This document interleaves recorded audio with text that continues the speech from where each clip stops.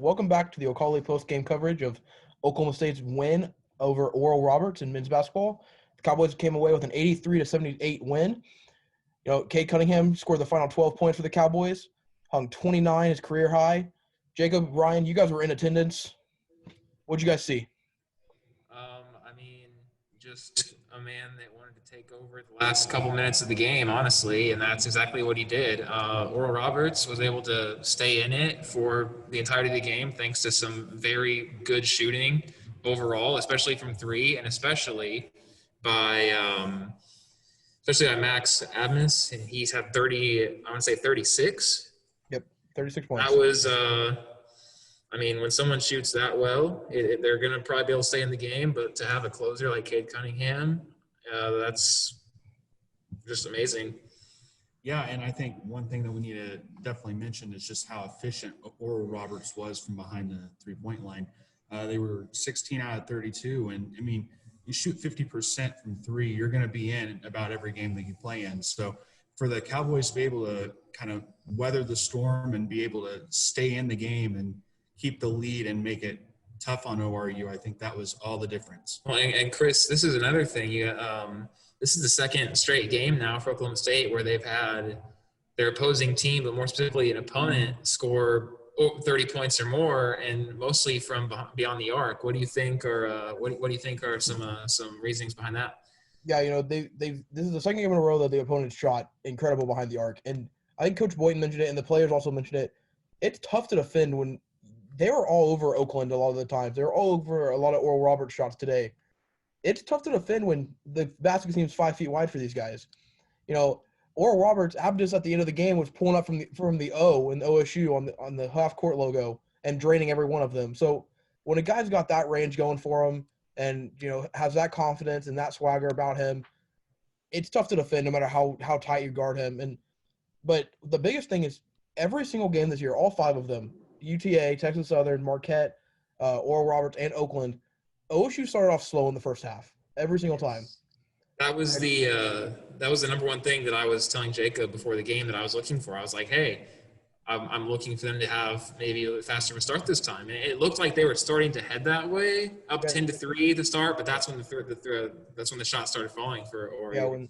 It looked that way at the first, like you said. They started off with a quick 10-3 lead, and then all of a sudden Oral Roberts just knocked down threes, and their first 12 points all came from 3 points. So, that's tough. That's tough, and that kind of took away some of the momentum OSU had at the beginning of the game. And, I think a lot of this is just, freshmen. A lot of freshmen playing for this Cowboys team, and but this is something they have to get figured out before Big 12 play starts. And because when you play a team like Baylor or a team like Kansas, who's ranked in the top 10, slow starts, you're not going to be able to really rebound from that. No matter how close you can try to keep it. If you start slow, they're gonna make you pay for it. It's absolutely a thing they need to focus on. One thing that is going right for the Cowboys, though, is their depth. Mm-hmm. Their bench, especially in the second half, you've got guys like M.A. Moncrief, who had a very good game from the very beginning, and then you've got Rondell Walker and Bryce Williams and Donovan Williams, and those guys all came in, especially in the second half, and were the spark that kind of got the team going.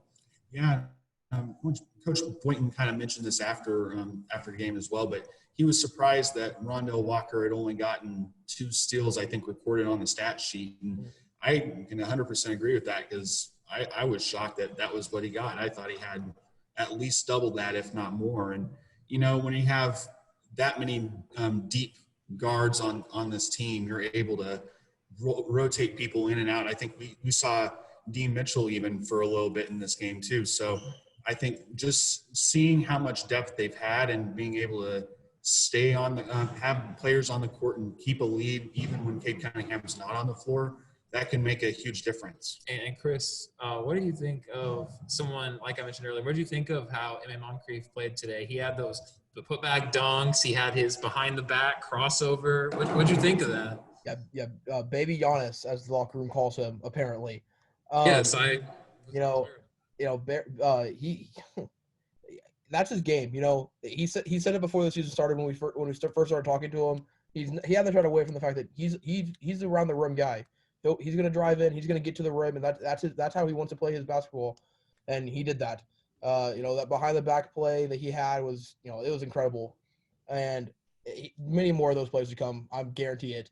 But when you talk about depth, OSU had a guy have 15 points off the bench, 5, 4, and another 2 from Bernard Kuma. Oral Roberts had 8 bench points. If OSU can keep having this great bench presence, this team can go pretty far. That's the one thing that we were talking about earlier, just like how the slow starts could be problematic in Big 12 play. The one thing that they do have going for them, as you just mentioned, is that depth and just the fact that anybody can have a good night on any given night, because that just gives the opposing defenses handful. It just gives them a handful, and it makes it to where they can't key in on just one guy, that you got to be mindful of everyone on the floor. Yeah, and I think one other thing you have to kind of mention when you talk about this game is just how different the two offenses, like their strategies were. Felt like OSU didn't shoot very many threes. They only made 4, it looks like. And I mean, if you're only shooting 14 attempts, yeah. I mean, just how different that was from ORU. It's just it's really polarizing. I think that's a really interesting dynamic that we'll have to keep monitoring. They definitely Oklahoma State definitely focused on getting to the basket this game, and they were able to do that. It's just some of those looks weren't falling early on in the game, but they were able to eventually figure that out. The one stat that I found to be somewhat alarming, especially in the first half, Oklahoma State had no assists in the first half. I was about to bring that up. Yeah, that's not normal for what they have, and they were able to.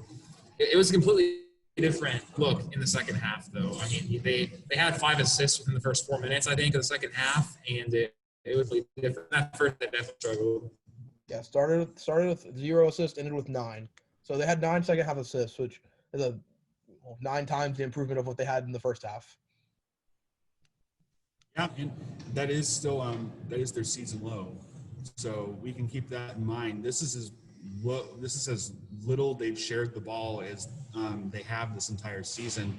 And I mean, of course, the game's a little closer than some of the other ones earlier this year, but they still found a way to win. And I think just having that kind of adversity is going to be critical whenever you get into big games in conference. Absolutely. That's about all I can think of. Yeah, the last thing I want to bring up is, once again, Oklahoma State out-rebounded its opponent. 43 rebounds for OSU, 33 for Oral Roberts. Before the season started, Coach Boynton was really worried about rebounding and how this team would rebound. And to be honest, I was too. This team's not big. Caleb Boone's the starting center. Then you got Keelan, his brother, and Kate Cunningham's at 6'8". This team wasn't that big. They play small ball, and coming out here and consistently out-rebounding your opponents to start the year is a pretty big deal. What do you guys think about OSU's rebounding efforts? I mean, I think that it went from being the biggest concern to probably not being one of the bigger concerns at all. I mean, they've shown in these first 5 games that they have, even though they don't have exactly the size, they have just the grit and just that grind to want every single rebound. And Keelan Boone had, I want to say, 12 rebounds He had 12. I think he had that amount. He almost got all that in the first half, I want to say. He had 9 or 10 in the first half. But when you have someone like that, and then you've got other guys out there who are saying, you know what, I don't care how big I am if the other guys are bigger than me. I'm going to go get this rebound. I mean, the mental factor and just that overall thing is as important as the size. Yeah, I think likely he's consistently one of the top rebounders on this team, and he's probably the smallest guy on the court. Exactly. That's what I was going to say is that coming into tonight, he was the leading rebounder for the team. And I don't know if by average he'll be that after this game, but, I mean, you got to say if you have a guard leading your team in rebounding and it's not your 6'8" guard that you have, that shows that this team has a lot of people that have kind of stepped up and taken some of that workload off the big players. And let's just clear something. Isaac Likely is not a small human being. No, he's a linebacker. He's 6'4", 6'5"? He's built like a linebacker. He's absolutely not small. He just looks small compared to Cade Cunningham, which is normal. I think everyone looks small compared to him. Yeah. All right. That's all I have. You guys have anything else? I can't think of anything else. I mean, just overall, it was a bit close, but I mean, Oral Roberts, heck of a job staying in the game for as long as they did with 3-point shooting. Oklahoma State, though, with Cade Cunningham able to close it out late. Shout out Max Abmas one more time. Yes.